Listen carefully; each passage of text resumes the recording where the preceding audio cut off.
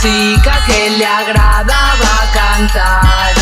Poc tenia, somreia, ningú feia mal. Com deia les coses clares, la volien callar, però duien clar aquells que no permetien. La xica ho duia en el cap i d'ahí no la trauien. Dia rere dia li tocava treballar, però al fer-se fosc es tombava amb el citar. Feia sonar les seves notes, entonant les seves cordes, que el dolor sols s'alivia quan està cantant. No veia, ja volia expandir el seu art.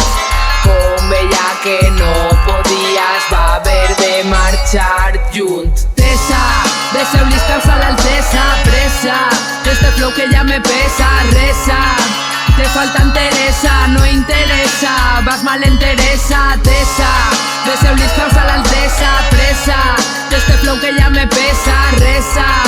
Te falta enteresa, no interesa, vas mal interesa. Ella travessava el món, deserts i barrans passa, sols menja al carrer plega amb les seves mans.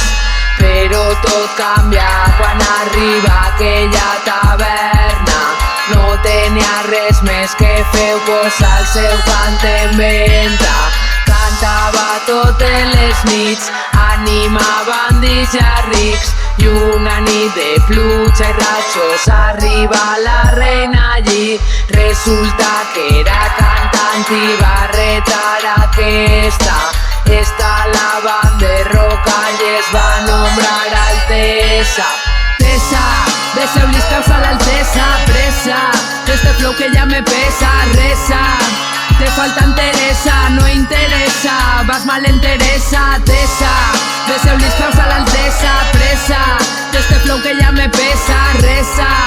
Te falta enteresa, no interesa, vas mal interesa. Va ser així, jo estava allí, la Tessa l'enderroca, la reina va morir. Va ser així, jo estava